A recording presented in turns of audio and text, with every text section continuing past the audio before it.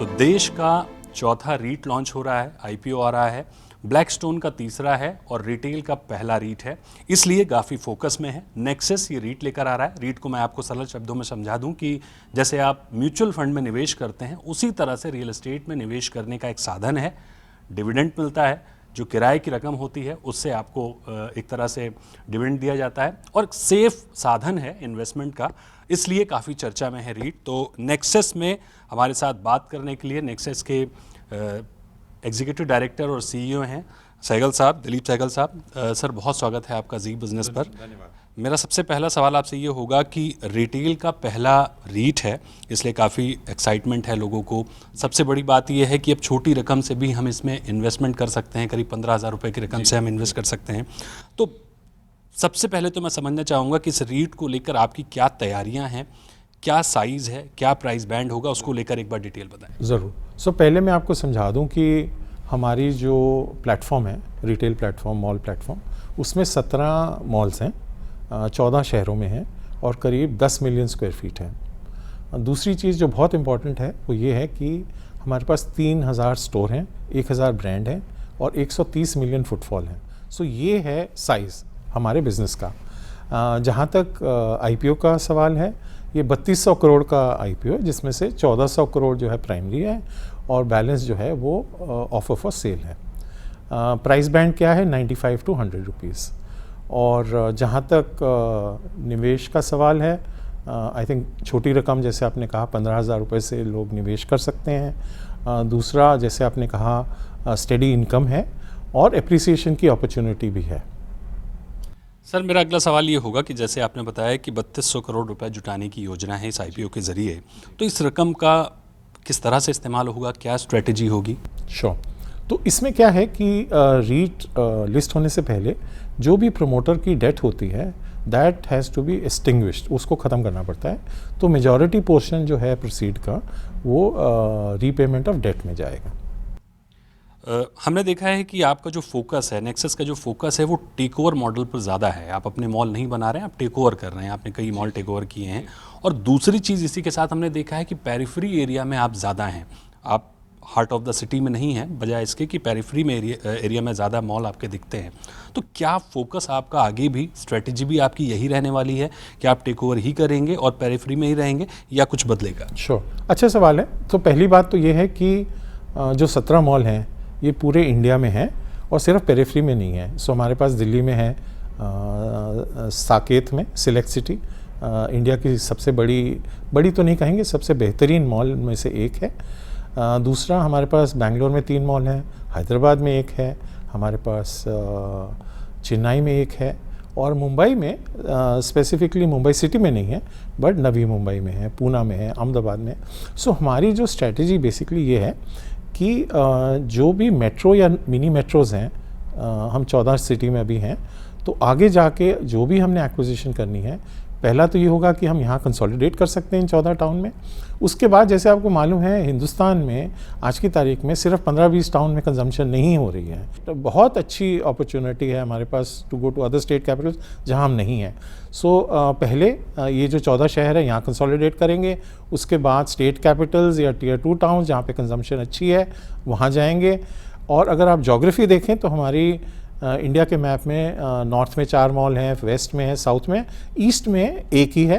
तो हो सकता है कि ईस्ट में थोड़ा फोकस और करना पड़ेगा। अगर हम स्ट्रेटजी की बात करें, फ्यूचर प्लानिंग की बात करें, तो अभी आपने जैसा बताया कि 14 शहरों में 17 मॉल हैं, 3,000 के करीब आपके स्टोर्स हैं। आपने जो अनुमान दिया है जीओआई ग्रोथ का, वो 17% से ज़्यादा का दिया है। तो इन सबको देखते हुए आपकी फ्यूचर प्लानिंग को अगर हम फोकस करें तो आने वाले 5 साल में क्या आपकी तैयारियाँ हैं? श्योर। तो पहली बात तो ये है कि जो हमारा डॉक्यूमेंट है, एज़ पर सेबी रेगुलेशन, हमको 3 साल की प्रोजेक्शन देनी पड़ती है, उससे ज़्यादा नहीं दे सकते। तो हमने प्रोजेक्ट किया कि जो एनओआई है, नेट ऑपरेटिंग इनकम, जिसको प्रॉफिट भी कहते हैं, वो प्रॉफिट ग्रोथ जो है वो 17% होगी। जो मतलब कैगर जो है, एवरेज जो है, वो करीब 8-8.5% हर साल रहेगा। ये कहाँ से आएगा? बिकॉज ये इनकम है, ये 3 जगह से आएगी। सबसे पहले तो ये है कि हमारी 95% जो लीज़ होती है, हमारा बिज़नेस क्या है, दुकानें हैं वो हम लीज़ करते हैं। लीज़ करने पे हमारे को हर 3 साल में 15% इंक्रीज़ मिलता है रेंटल इनकम में। तो हर साल 5% ग्रोथ वहाँ से आती है। दूसरा 88% जो हमारी एग्रीमेंट्स हैं उनमें रेवेन्यू शेयर होता है। मतलब अगर ब्रांड बहुत अच्छा करती है तो मिनिमम गारंटी से ऊपर उनको देना पड़ता है, उसको हम रेवेन्यू शेयर कहते हैं। सो 13% जो हमारी इनकम है वो रेवेन्यू शेयर से आती है। तो जैसे जैसे टॉप लाइन ग्रो करती है वैसे वैसे रेवेन्यू शेयर ग्रो करता है, वो सेकंड ऑप्शन है।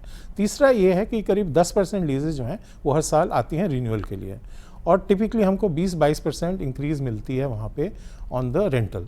सो ये 3 बड़े बकेट्स हैं जहाँ से हमको ग्रोथ आएगी नेट ऑपरेटिंग इनकम में।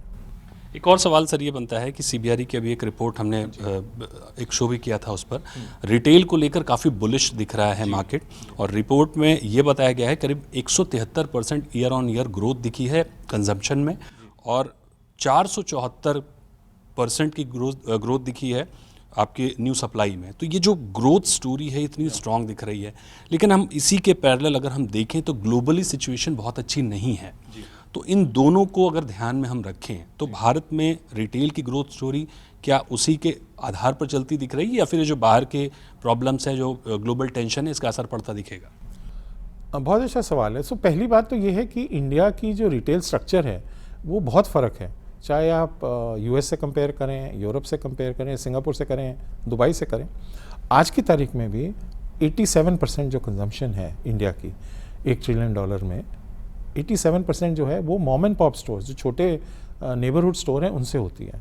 सिर्फ 13% जो है ई कॉमर्स और मॉडर्न ट्रेड, हम भी मॉडर्न ट्रेड में आते हैं, तो 7% मॉडर्न ट्रेड है, 6% जो है वो ई कॉम है, राइट।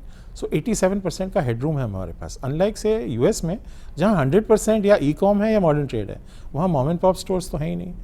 आज की तारीख में हिंदुस्तान में करीब 100 मॉल हैं जो ए ग्रेड मॉल कहते हैं, जहाँ पे मतलब स्टेटस होल्ड नहीं है, दुकानें बिकी नहीं हुई हैं, अच्छी लोकेशन में है, सिर्फ 100 मॉलें हैं। आपको हैरानगी होगी कि न्यूयॉर्क सिटी में 100 मॉलें हैं और शंघाई में 100 मॉलें हैं ए ग्रेड। सो हमारे पास ऑप्शन बहुत है इन टर्म्स ऑफ एक्सपेंशन, अभी शुरू ही हुआ है।